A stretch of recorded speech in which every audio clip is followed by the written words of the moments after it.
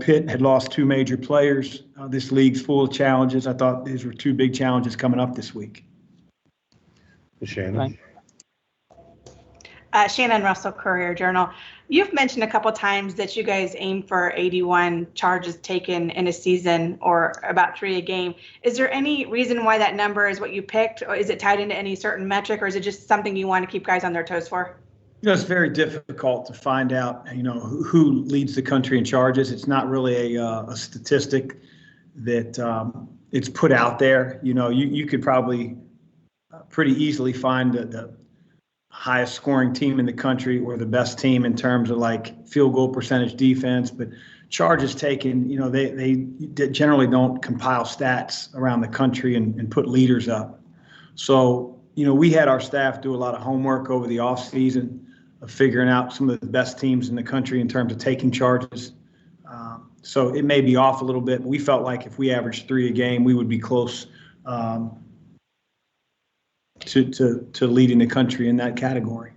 And as a follow-up to that, is that an acquired skill? Do you see a lot of guys come into college from high school that are, that's a natural move for them to take?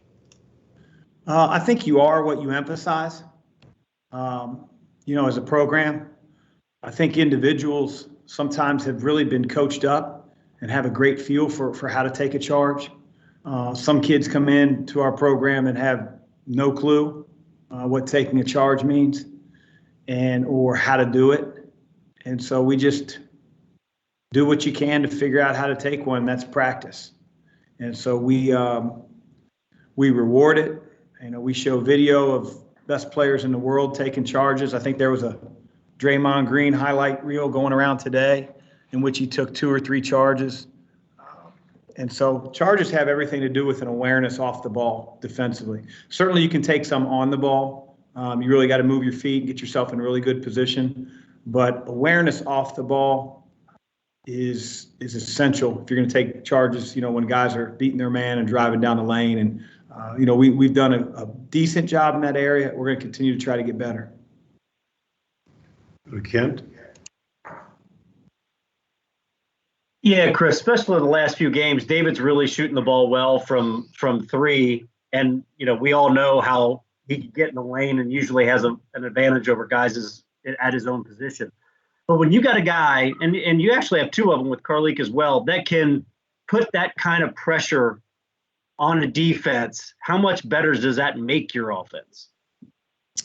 It can make it a lot better. For us, Ken, it's really important that the other 3 guys don't stand around and watch Carlik and Dave try to get into the lane. And then it's not just those 3 guys. It's Carlik and David can't stand when the other is trying to get in the lane. And, we've had issues with that. I've talked about our team being stagnant at times on offense. We're just learning one another. We're figuring out how to play off of one another. We've got to grow in that regard. If we don't, and it's just 4 eyes or 4 sets of eyes are watching one guy trying to get in the lane, we won't be very good on offense, even when a guy has a good individual night. So I think we're getting a little better, but we have a long way to go in that regard. Other questions? To Michael. Hey, Coach. Michael McCammon, Cardinal Authority.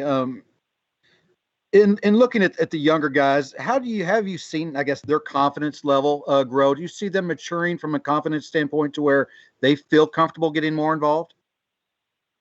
I think our young guys are getting, more and more confident. I think with young guys, you have to take the good with the bad sometimes, unfortunately. That's why we always value, and that's why people talk about experience all the time, because, experience usually equals consistency. And, we're going to have ups and downs with Dre Davis. We're going to have ups and downs with JJ Traynor, even some of our sophomores. I think you see it game in, game out. Just got to continue to hold them to a standard, continue to try to improve them individually, continue to try to crystallize, what we do on both ends of the floor in their mind, so they can be more reactive and not thinking. And it just unfortunately takes a lot of time. And, I do think our young guys are improving. they're battling. I said it the other day, their heart's in the right place, but they're still going to make mistakes, and we're still going to point them out, and we're still going to try to correct them. Go to Shannon and then Andrew. I have one more question about charges. Who on the team is your leader or leaders in taking charges? Well, Jalen had a standout game against Boston College. He took 3 of them.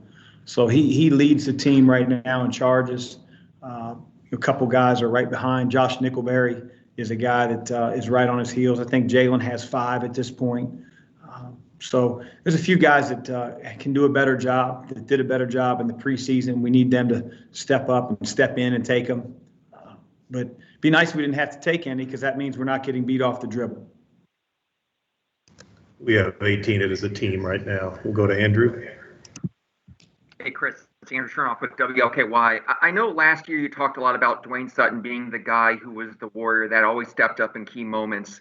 You have a bunch of guys who have done that this year, but is there 1 or 2 guys that sort of emulate what Dwayne did last year from that respect? I think Dwayne's a very, very unique player. He had 5 years of experience. He was arguably one of the toughest kids that I've ever coached, but he was also very, very quiet. I think he'd say the same thing if you got him to talk.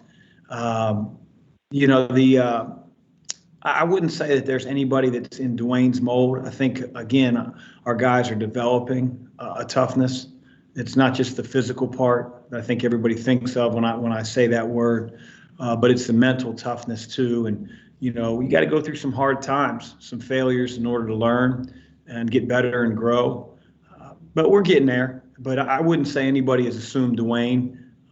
His night in, night out, durability and for us, our reliance on him, not yet. Last question from Kent. Yeah, Chris, with Vatek, they love to let it fly from beyond the 3-point line. Just the challenge of, because it's a little different than what you guys normally, face somebody who lets it fly just that much. Yeah, I think if you look statistically, that would jump out to you that they shoot a lot of threes. And that's certainly a concern. But the bigger concern is how they get those threes. They get the ball in the paint. They have a horse inside an Aluma. He's really skilled. He can really pass. Mutz at the 4 is a terrific passer. And those guys do damage in the paint. And, they also have some guys that can get in the lane on you, whether it's Beatty or Radford, and they collapse the defense. And that's how a large majority of their threes are generated. Certainly they run a lot for Jalen Cone when he comes in the game.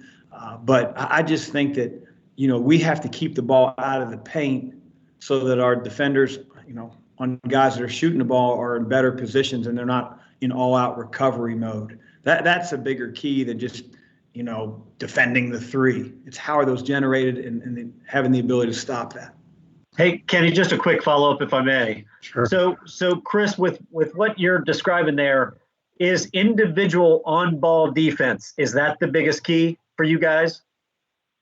I think that's a key anytime you play. I don't think that's any higher priority against Virginia Tech. If anything, I would say our awareness off the ball, our ability to get through screens when they're in their motion and they're setting random screens that, can't necessarily be scouted. They're coming, but it could be a flare screen. It could be a pin down. It could be a stagger. And it's not choreographed. It's just a way they play, not a set play. So our ability off the ball to really be, concentrating and locked in and know personnel, really important in this game.